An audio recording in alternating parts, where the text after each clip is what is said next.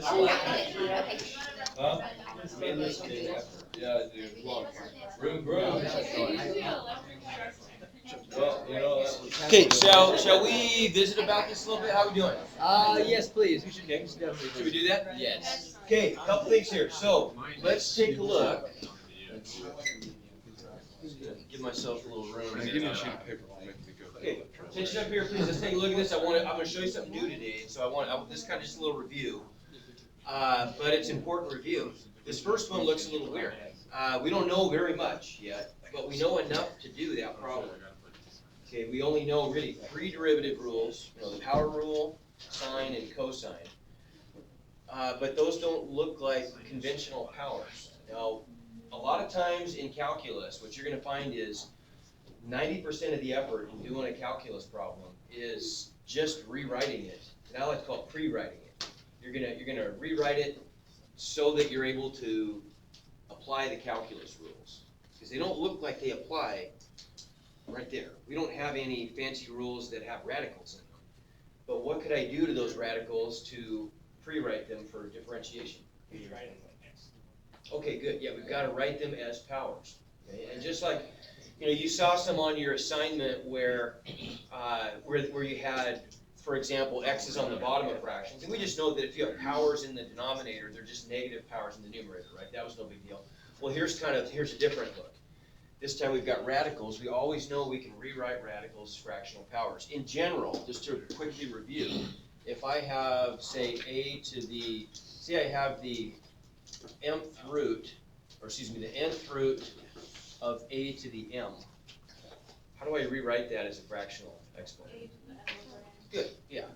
So we know that the index of the radical always shows up in the bottom of the fraction, right? And then this is just a traditional power, so that's going to be in the numerator, right? So a to the m over n. Okay, make sense? Okay, so then in this problem here, if I want to rewrite f of x so that it's written as powers, what am I going to get? What's this first one going to do? I guess you already said x to the 1/3, right? And this guy's going to be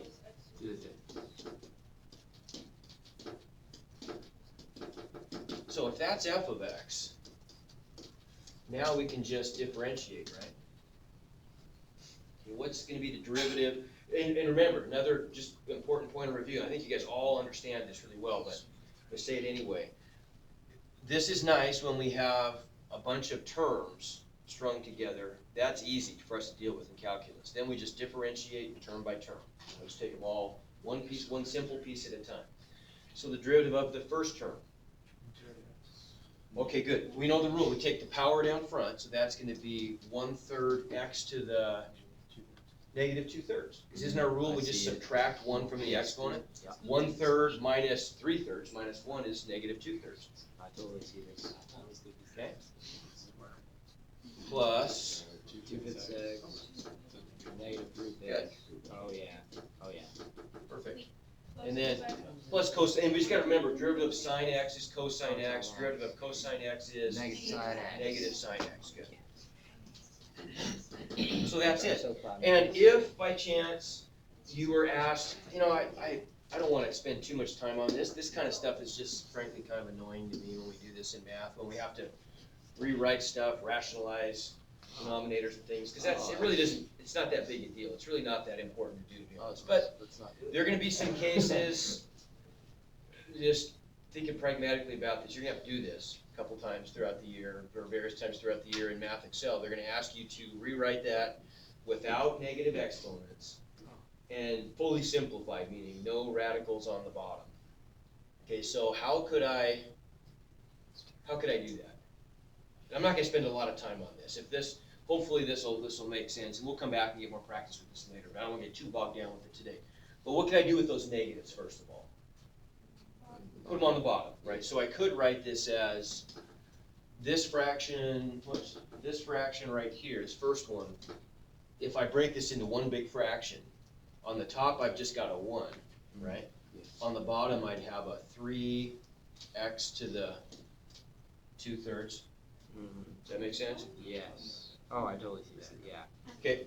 Okay, because really when I'm multiplying a coefficient, let me give you just another quick example. If I multiply like 2/3 times x squared, this is the coefficient, right? But whenever I multiply a fraction by something, that something joins the numerator. Yeah. Okay, so I could, if I wanted to, write that as 2x squared all over 3. Okay, same kind of thing here. If this is a negative, it's sending it to the denominator. Okay? Make sense? Yeah.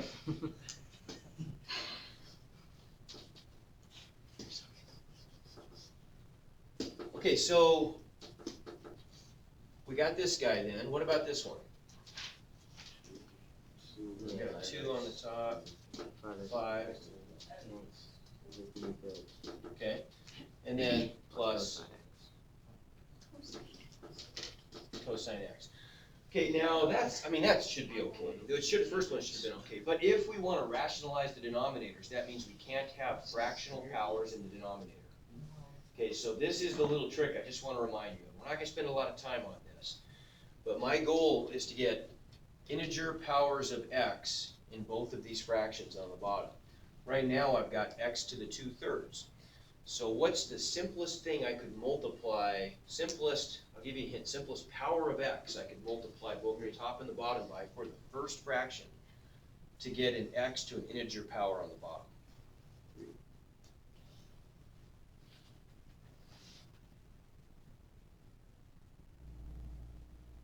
Keeping in mind that this is not like hugely necessary, but just if you're asked to do this, how would you do that? Because it's good, nice to know this property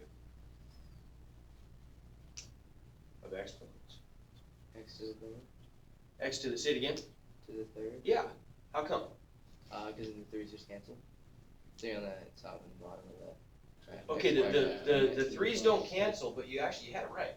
Now remember, if I multiply like bases, I add the exponents, don't I? Right, so we gotta think back to our exponent rules. If I multiply like bases, so if I say a to the m times a to the n, that equals a to the m plus n, right? Yeah.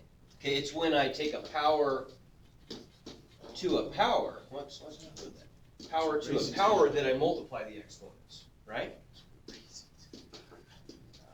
Okay, so if I were to multiply this then, what we're really asking ourselves is, what would I have to add to the fraction 2/3 to get 1? Well, 1/3, right? So if I multiply both the top and the bottom by x to the 1/3, isn't this first fraction here just going to give me 1 over 3 x to the 2/3 plus 1/3 is x, right? And then on the top, I've actually got 1 times x to the 1/3 now. So I've still got a fractional exponent, but it's in the numerator and not the denominator. So we've rationalized the denominator. We've satisfied all the old school mathematicians. They're gonna freak out if we don't do that. All right, so there's the simplified version of our first term. Fully compliant version, right? Okay. What would I do on this one then? If I wanted to get just an x to an integer power on the bottom, I don't want that fractional exponent. So what can I? 2/5. Yeah, there we go. Good. We can multiply top and bottom by x to the 2/5, and that's going to give us 2x to the 2/5 over 5. That's just x, isn't it? Right? And the last one's done. Okay, make sense?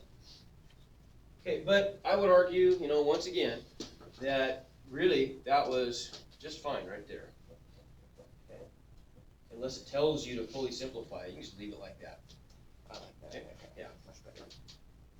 Okay, so now what about this one? What about this problem? Find the average rate of change of the function over the indicated interval. Okay. Yeah, what's an average? And then we want to compare this average rate of change with the instantaneous rates of change at the endpoints. So what's an average rate of change?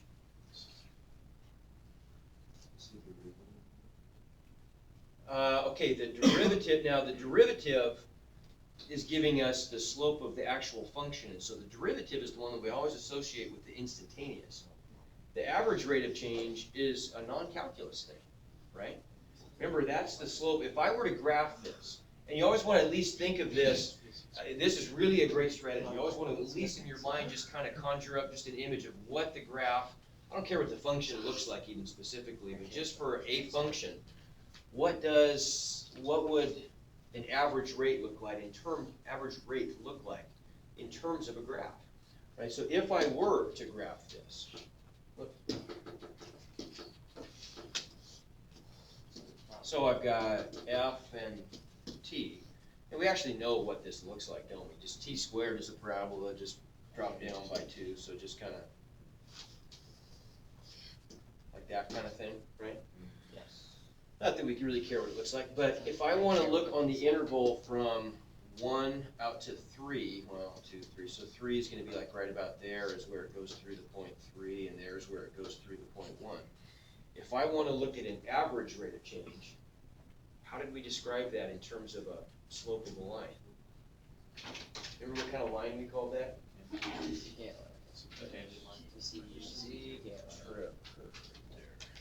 Say it again, I heard it. Secant line, yeah, we want the slope of the secant line. So we want the slope of the line that connects those 2 points. So that's the line that represents the average rate of change. And all that is just rise over run, right? Just the change in the function divided by the change in t. It's the difference quotient that we used, right, to build the concept of a derivative. When we took the limit of that, remember that picture we drew? We had this difference quotient where we had the slope triangle, and then as we took a limit, as the separation went to 0, it turned into a tangent line, and that was our big trick for coming up with the derivative. But now we're just finding an average rate of change. So all this is, it wouldn't even have to really get the answer. The answer is going to be trivial, but it's the process I'm interested in. The average rate of change is just going to be, what do we may want to call that? Well, just call it average. The average rate is just going to equal f of 3, right? That's really what this is just 3 f of 3, and this is just 1 f of 1. And so if I make this slope triangle, that's just change in f, right? Which is just equal to f of 3 minus f of 1. And this distance right here is just 3 minus 1, it's just 2, isn't it? The run. Okay, so f of 3 minus f of 1 over 3 minus 1. Yes. Change in y over change in x, that's it. Yep. That's the average rate of change. Okay. Yes. And if I plug that stuff in, I mean, that's easy to do. I got 3 squared root of 9 minus 2, so that's 7 minus negative 1. Is that right? So we get 8 over 2 is 4. Does that make sense? Okay. So that's the average rate. Now, if we want to compare that to the instantaneous rate of change at the endpoints, instantaneous rate of change, that's our fancy calculus stuff. That's derivative. So if this is f of t, what's f prime of t? 2t, yeah. Okay, and that's pretty, now we can evaluate either endpoint at f prime of t at either endpoint really easily. F prime of 1 is just what? 2. So down here, the instantaneous rate of change is less than the average rate of change. That makes sense. Do you think it's going to be greater or less up here than the average? It's going to be greater, isn't it? The average is going to be somewhere in between the two, right? Kind of makes sense. Sort of what the word average implies. So f prime of 3 would equal, what was it again? Oh, okay, 6, yeah. 6, okay. And I think this was 4, wasn't it? Yeah, it was 4. So that's steeper. Okay. Make sense? Yes. Okay. And in this case, it works out, you might be thinking because that's 2 and that's 6 and the average really is 4 that it'll always be that way. It won't. That's not always going to be the case. It just so happens it's that way because because the derivative was a linear function. But if this had been like initially like a cubic or a quartic function, it would have been different. Yeah. So don't draw that conclusion necessarily. It's, you know, worked out nicely this time, but you can't always take that one. Okay, so what I want to do today, I want to do three things. Not major stuff, really. It's super important stuff, but I'm just going to give you the rules today. We'll go back and I want to, I think I want to show you the proof of the product rule just because it's such a weird proof. It's one where you almost never, all the algebra we do, you know, we multiply by 1 all the time. We've already done it a couple times today. Multiply by something over something. But the other thing you can do in a proof and not affect the identity of an expression. So if you're just trying to change the look of something but not its value, is to add 0, right? Because 1 is the multiplicative identity, 0 is the additive identity. Yeah. But you almost never do that. It's just so rare that you ever add 0 to something. So this is an exception. This is one where you do that. And so sometime when we have a couple extra minutes, I'm going to go back and show you that. But for today, my intent is just that you know how to use these things because they're really important. The product rule and the quotient rule. This allows you to do a whole bunch of other derivatives that were previously inaccessible. We didn't know how to deal with them. For example, with the product rule, let's pick a problem that we couldn't do. What if we had something like, well, let's make an easy one. How about this? What if we had f of x equals x squared sine x? How do you deal with that? You could deal with x squared by itself or sine x by itself, but products are not as simple as, it's harder to deal with a product. If we had a sum, we just differentiate term by term in a piece of cake, but when you start multiplying things together, it gets more complicated. You don't have that freedom anymore. You can't just treat them separately. They're intertwined. And so to do something like this, we need what's called the product rule. Okay, so what's the product rule?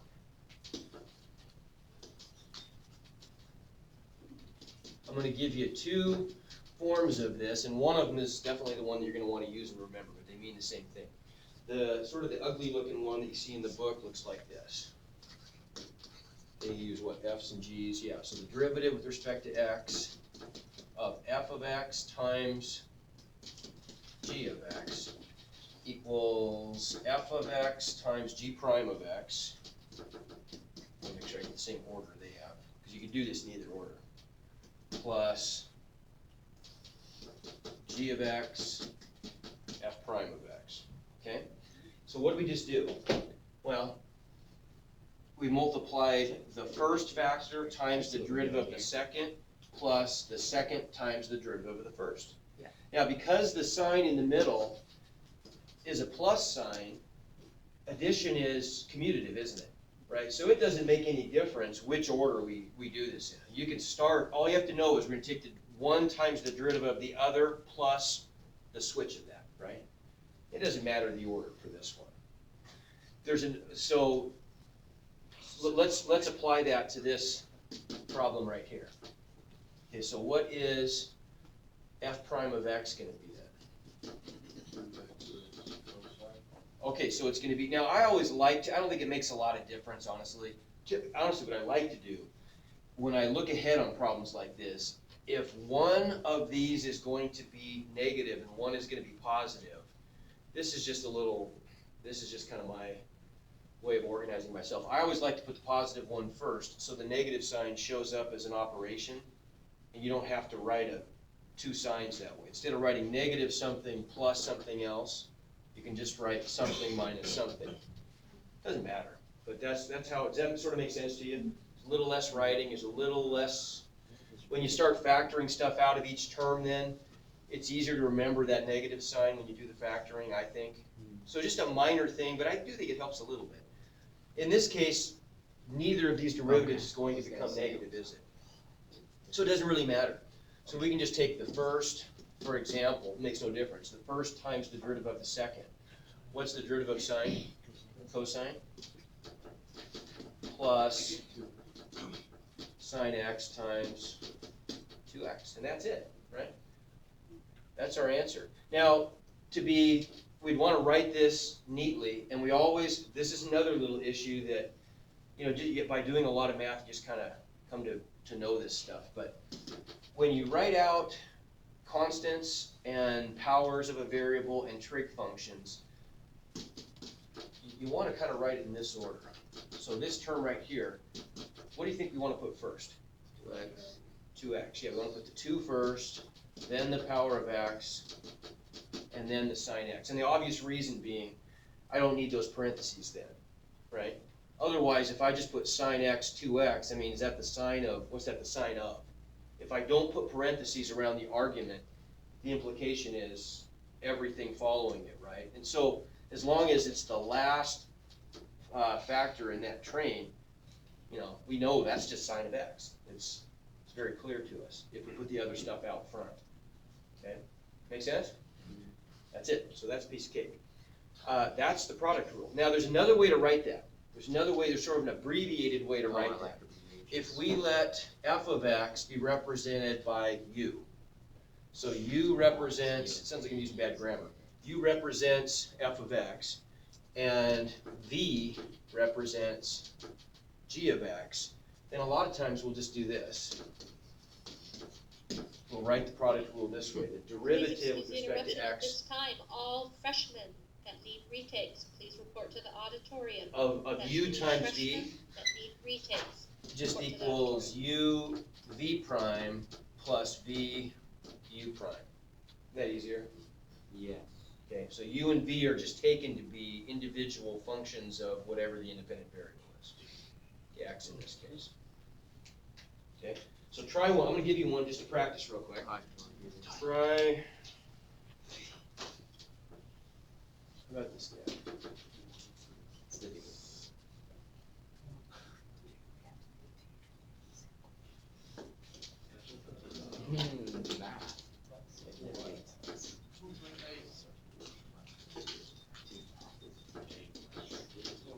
Yeah, you right.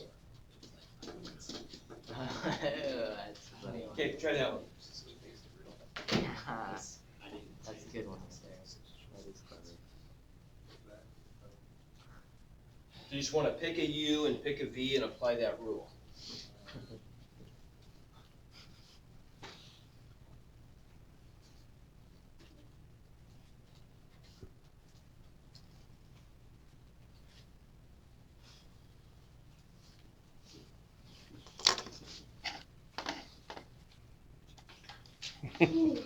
Okay, let's take a quick look. Is the here. recording on? Oh, thank you. Okay. Yes, I just turned it on. Oops. Dude, I was making sure. That's That good. was clutch right there. That was good. Okay, so our rule says that we're gonna do what here? If I want to do h prime of x, I'm gonna do this guy, right? A lot of times I'll just change colors to indicate the derivative part. So first times derivative of the 4. second, which is 4. Good. Plus second times. 3 minus 4x. Okay, good.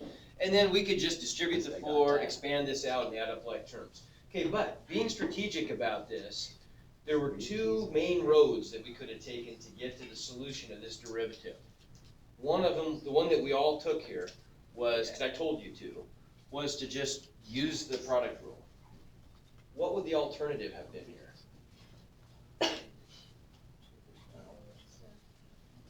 Elizabeth, do you have to say it again? Write the derivative of each of them and then multiply those together. So, And then take the derivative of that. okay, the second thing you said. Yeah. So we could have expanded out the original function, right? Really, there's 2 binomials, so we could have FOILed it out, added up like terms, and differentiated, okay? So really, a lot of times this is the case. The question is, do I do the calculus first and the algebra cleanup after? Or I do the algebra before and making the calculus pretty simple? Because that would have been a really easy derivative, wouldn't it? Once I did all that stuff, I would have just had a polynomial that I could have differentiated term by term. It would have been, and we would have been done. There wouldn't have been any cleanup there. each term would have just been a different, another term in the answer polynomial. Does that make sense? I don't wanna take the time to go through all that, because I wanna do something else. Which one do you vote for here? This one? I'm really curious what you think. How many people would choose the one that we did? How many people would choose to expand first and then differentiate? Okay, I don't think there's a big difference here, but personally, I'd vote for the second. I'd vote to expand first and then differentiate. Reason being, look at this, I'm gonna have to fully FOIL something out here anyway, right? And then I still have to add these terms to it. If I FOIL this thing out, I just have to FOIL once and then my derivative is trivial, right? I don't think this isn't like a make or break situation here. They're both, roughly equivalent. But you want to in calculus, I mean, really the difference between just being able to do calculus and being able to do it well, which is where you're all gonna be at the end of the year doing it well, is that you don't rush into these things. It really pays to just take a second and think, okay, now, which of these ways is gonna make more sense? And initially, that's gonna be harder to do, but once you've got some experience doing calculus, you get a feel for it. You kind of think, well,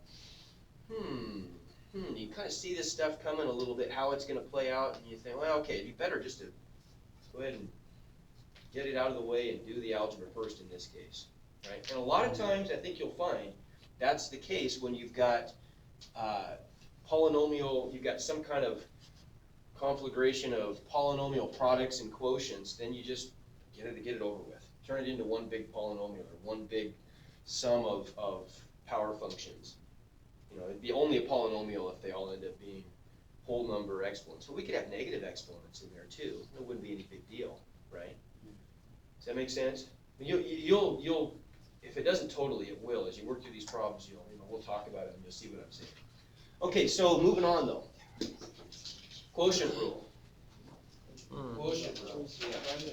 How would we deal with something like, let's say, okay, now, how would we deal with something like this?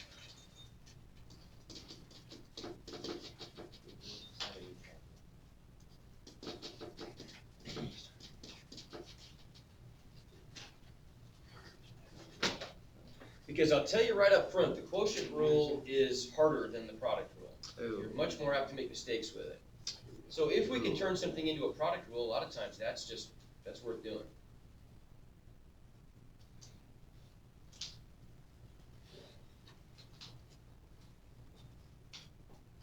Could I turn that into a product rule problem? Yes. I could, yeah. People are seeing the trick. What could I do? Move the x squared to the top. Okay, good. I could. If I've got a power of x in the denominator, I could always just make that a negative power of x in the numerator and make it a product instead. So this one I actually could rewrite as sine x times x to the minus 2, right? And just use the product rule. Okay, that'd be fine to do. But what about this one? What if I just change that slightly? What if I make it sine x over x squared plus 1?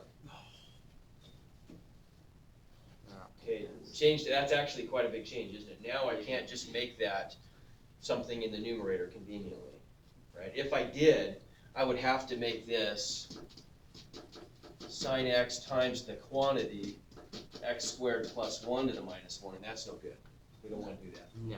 Okay, so we'll backtrack here, and we gotta use the quotient rule. There's a comparable rule for quotients of factors, just like we had for the product rule, and it looks like this. The quotient rule, and we know quotient just means, that's just we all know what that means. Something divided by something implies a quotient, right? So quotient rule says the derivative with respect to x of f of x over g of x equals g of x times f prime of x minus, in fact, I'm going to make that minus sign red because it's so important. That's a minus sign. F of x g prime of x over g of x squared. Okay, so that one's, and we're going to write it in terms of u's and v's, and it looks a heck of a lot better. Okay, in fact, let's do that right away, because that looks really confusing. Yeah. If we write this instead, derivative with respect to x of u over v, where u is just f of x and v is g of x. U is a function of x and v is a different function of x. Then we end up getting v u prime minus u v prime over v squared. That doesn't look nearly as bad. Still pretty bad though, right? Yeah. It's Now not you can see favorable. here though that because we've got this negative sign, is subtraction commutative? No.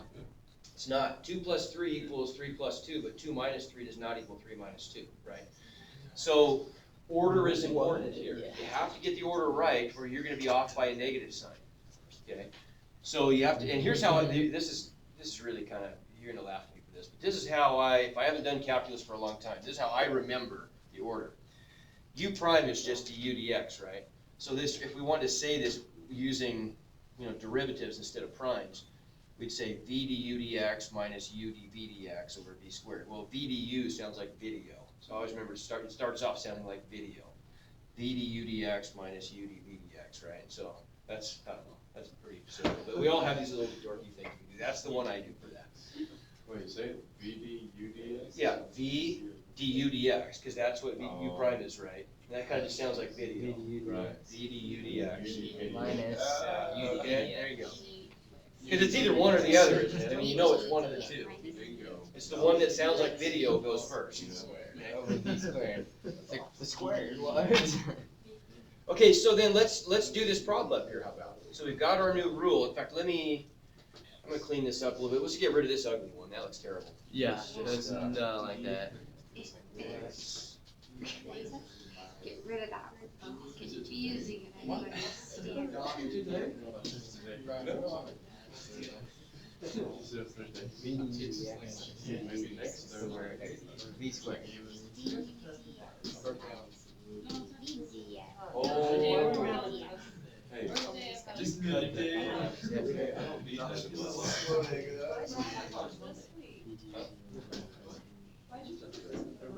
Halloween, because we asked her, like, we're gonna be. And she just gave us the study guide paper. Is it Halloween? She's not gonna pull Miss Williams and give us When- notes when and is make us Halloween? take the test the next day. This Thursday? I was like, this Thursday? okay, so let's do this problem. We got our new funky quotient rule. If I want to do the derivative of g of x, so g prime of x, It's Thursday, I want it for,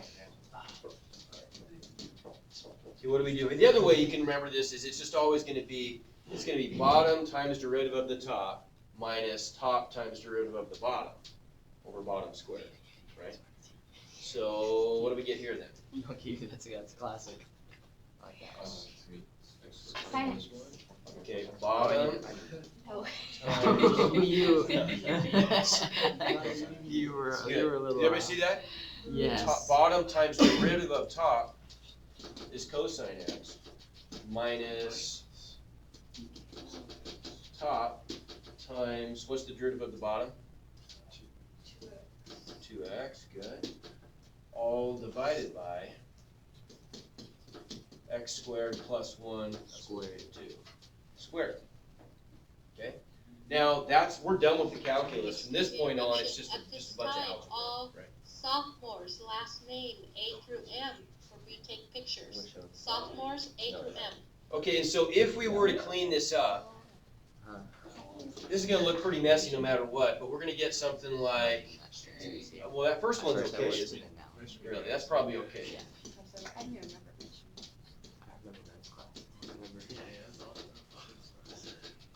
We'll pull the 2x out front. And then the question, I guess, a lot of times is, do I want to expand that out? You guys are overachievers, and you always want to expand things out. No, you don't really need to. Most of the time, when we do math analytically, we're trying to find something out from the math. We're trying to do something with a function. We're trying to factor it anyway. And maybe set the factors equal to 0, and you've already experienced that. We're always trying to factor stuff. Well, it's already factored. So that's a good answer right there. So is that it? That's it. That's our answer. That's the derivative function. Now that function looks pretty ugly, but remember, the whole purpose of that function is typically for us to be able to say, okay, what's the slope of this thing when x equals whatever? So we'll just plug values of x in, and it just turns into a number, right? It doesn't matter. Even though the function's ugly, the output's gonna be a number. Okay, so I just want to cancel it. last issue then, the trig functions. Oh no. So you now have the trick. You guys could, we know how to do derivative of sines and cosines. How could we deal with, because you know the trick now, you could do this. How could we deal with the derivative with respect to x of tangent x? Put it in sine and cosine, and then we treat it as a quotient, right? Yeah. That's really the same thing, aha. But the beauty of this is, if we do this once, using that trick, then we'll have a rule that we can rely on, right? We'll just know what the formula is for the derivative of a tangent. So let's use our trick. What do we get? Cosine x times bottom times derivative of the top. What's the derivative of sine? Cosine. Right? Hey. Minus sine x times Negative sine. Oh yeah. I'm totally seeing it. you're seeing it. Cosine. Divided by Oh, I'm totally seeing this now. cosine squared. Oh yeah. Mm-hmm. Okay, now look, this something really cool is going to happen here. Watch this. On the top, that just gives me, cosine squared minus negative, so plus. Yeah. So now you see that because I've got a negative times a negative gives me a positive. I totally see this. Yeah. Oh yeah, and those are Okay, now what's that equal to? 1. Yeah, that's the single most important trig identity. That's the Pythagorean trig identity. Sine squared x plus cosine squared x equals 1. And so we end up with 1 over cosine squared x, which is really the same thing as 1 over cosine x squared, right? Agree? And what is 1 over cosine x? What? How about that? So we got a new rule. The derivative of, with respect to x of tangent x is secant squared x. Oh Okay. yeah. Now, we yeah. could I totally see this. we could get all 4 of the remaining trig functions. I mean, we don't need to take the time to do it, but we could go through a similar process and get all 4 of them. And here's what you end up with. Now, I'm going to organize these in a way. I want you guys to see something here. The derivative of cosine